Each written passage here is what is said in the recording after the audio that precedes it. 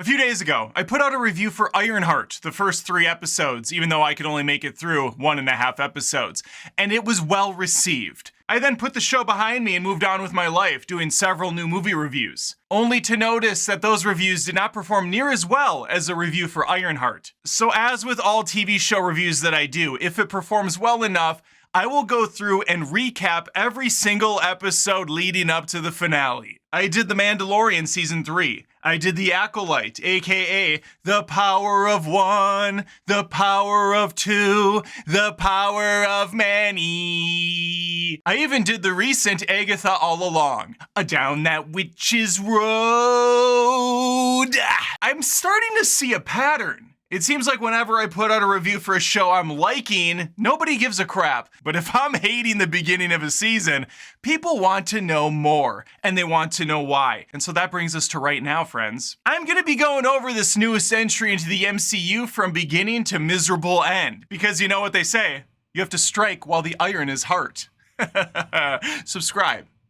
No, really, subscribe to Adam Does Movies. The show's on YouTube, Apple Podcasts, and Spotify. I'd love to have you stick around because you're not going to want to miss these recraps. That's what I'm calling them, recraps. All right, let's get into it. We start with a phone recording of 2 besties being absolutely obnoxious on camera. It's really setting the tone for the rest of the show. There's no context to this scene, and it's going to abruptly move on. And it ironically does give a little context to the show, because over this first episode, things are going to happen very quickly, and you're not going to have time to really digest any of it. Which is probably for the best, because none of it's interesting in the slightest. Our main protagonist, Riri Williams, is going to be narrating for a while as we get a montage of events taking place, with the overall theme being she needs money because she wants to build a brand new Tony Stark-esque suit. But the AI for the thing alone is millions of dollars. Speaking of Tony Stark, Riri's going to throw some shade at him within the first 3 minutes of the show. Isn't that fantastic? He's dead, so let's piss all over his memory. No, she tells us, hey, no shade, but it's coming off like a sorry not sorry situation because she discredits his work, saying he wouldn't be the guy he is without the billions of dollars backing him. Sure, but the reason he also is able to be the guy he is because he's a freaking genius and was able to build a suit out of scraps in a cave. He had the money, of course, but he also had the other things that really kind of help. You give me a bunch of shit and tell me to build a super powerful suit, I look at you and ask for the directions because this isn't happening otherwise. Also, a tad bit ironic that she's throwing some shade considering she's attending MIT on a scholarship through the Tony Stark Foundation. So this guy's already saving her hundreds of thousands of dollars. She does want to continue his legacy though, but forge her own path by building a brand new, amazing suit. One that's even better than the ones before, that's able to become a first responder unit and do the things that Stark wanted to do in Age of Ultron before that all went south and they all started trying to kill everyone. But because her internship with Wakanda is over, she has no funds to get this thing off the ground. In order to make this dream a reality, she has to do what a lot of us blue-collar workers have to do and just get to work. Flipping burgers, becoming a greeter, working the 9 to 5 and then taking another shift in the late night so that she can get that suit built. I'm joking. No, she's not going to do any of that. She's going to sell completed assignments to other classmates, which unfortunately Cambridge does frown upon. Plagiarism is something they don't stand for. And so after 4 years in Boston, her ass is grass. And she gets sent packing back to Chicago, where she's from. On the way out, though, she is going to steal the suit. Speaking of Chicago, let's head there now. We are thrust in the middle of a B&E, short for breaking and entering, and we're introduced to a crack squad of criminals known as the Thunderbolts. That's the name I came up with.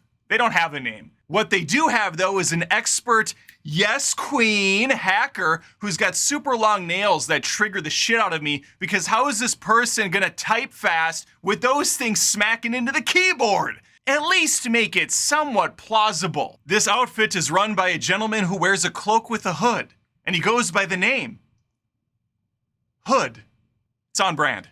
I watched this a couple times, and I still have no idea what they're actually doing at this place, what they're trying to steal, or if they accomplished it. I don't think they did, but again, you're just thrown into it really fast, and it's over before you know it. The action scene consists of 2 idiots sliding under an attack, punching someone twice, and then looking at each other like, did you see what I just did? That was awesome. I didn't think it was that awesome, but let's keep going. Back with Riri. On the last leg of her long flight home, the suit starts to malfunction. And it was kind of her fault for trying to access her student ID. Obviously, they're gonna have her ass locked out, and before you know it, bam, she crashes into the pavement and right into our hearts. As the title of the show comes on, Ironheart. While on the ground, a young boy makes her acquaintance. His name is Landon, and he has a wagon that he's gonna haul her stuff back to her mom's place. That's nice. Now at Riri's home, her mom takes the news of the expiration, very well. And the reason for that is because she had a man on the inside that she paid to keep an eye on her daughter. It was the janitor. It was the janitor in a broom closet with a mop. It's always the janitor. What a bizarre plot point to have in this. Oh, I knew that you were kicked out of school. I tipped off the janitor when I went to visit. Okay. Odd, but we'll move on. Riri heads out for the night to walk on the beach with her buddy Xavier, where she will once again bitch to someone else about how she does not have millions of dollars to build a suit because she can. Get in line, sweetie. Instead of some coin in her pocket, Xavier does something better. A mixtape. And if that's not an obvious cue he wants to get out of the friend zone, I don't know what is. All I know is the chemistry between these two is non-existent because neither of them shows any real emotion at all. What a match! While haggling with a man about the price of junk, another individual shows up and offers her a job she can't refuse. I mean, she can easily refuse, but it's got buka bucks involved, and she sees those dollar signs, ka-ching! And she's all in. The next day, she heads over to the mysterious rendezvous point and quickly finds herself in an elevator and a sticky situation. She's in a real pickle because toxin is starting to fill up the elevator and a timer counts down from 3 minutes with a disembodied voice over the loudspeaker telling her she only has that amount of time to get out of the elevator before she's deadzo. Good luck trying to MIT your ass out of this one, Ree. I mean, she gets out very swiftly. When she wedges the door open, she moves into the room, standing squarely in front of the Stupid Side Squad, which features Hood, Stewart, aka Rampage, and of course, how could we forget, Nails! Hood takes her aside and says they have 3 upcoming jobs he would like her to be a part of. He then goes on to explain they're not hurting anyone, they're just doing some breaking and entering, a little bit of robbery, and a tad bit of extortion. And to get the ball rolling, he hands her a nice wad of cash and says, all I need in return is for you to show up tomorrow with that beautiful suit of yours. She agrees. Seems easy enough, considering she hasn't even started on the suit yet. So she pulls an all-nighter, working at the full speed of a teenage boy who's just been told he needs to fold a load of laundry. Meaning, slow as fuck. And during the project, she starts daydreaming about her best friend and her stepdad who are both gunned down. We then go back in time. They're in the garage, her stepdad working on that car he loves so much that she told Xavier later she sold after he died so she could get cash to build her suit. It's all about the money with her. But you know what? I have a feeling that's not what she did. I think we're gonna see that car later in the season, hidden away somewhere. It's probably fully operational. She probably souped it up. It's probably gonna be a superhero car. Who knows? I can't wait for this to be over. Anyway, these knuckleheads are having a great time in the garage when a drive-by shooting takes place, killing them in front of Riri. Why did this happen so needlessly to them? Well, I have a theory that was intentional too, and we're gonna find out who the killer is later on in the show. But for now, we're only speculating. We do a quick cut to Hood, who's showcasing his back tattoos. They look like shit. Back with Riri again, she builds an entire suit and AI in one freaking night. Are you out of your mind with this? I'm willing to stretch the imagination, but one night? And during that night, she had an argument with her mom for a little bit. She's daydreaming. She slept for like 4 hours straight at one point while the AI was generating. What did she even do when she was awake? Apparently a lot that I didn't see. At one point, she attached some electrodes to her head, and I guess that's just how AI is made now. I don't know. I'm an idiot. But maybe she doesn't know either, because in a second, things are gonna get kind of weird. But let's jump back to the Hood one more time, where he shows off his impressive closet of clothes. It's just one cloak. Not impressed. After getting some much-needed shut-eye, she wakes up to a familiar face looking back at her. It's her old dead friend Natalie, now in digital form. She utters in disbelief, Natalie? Natalie replies, well, who the hell else would it be, bish? Kill me. Riri, in complete shock, passes out.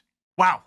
What an episode. What a way to kick things off with a lead that's pretty unlikable, not impressed with Tony Stark, but still wants to continue his legacy, but needs all the money that she can get her grubby hands on, which means doing a bunch of illegal activities. Now, I imagine over time, she's gonna turn the corner and we're gonna see what a great person she actually is underneath. But for now, not my favorite way to kick things off with this character.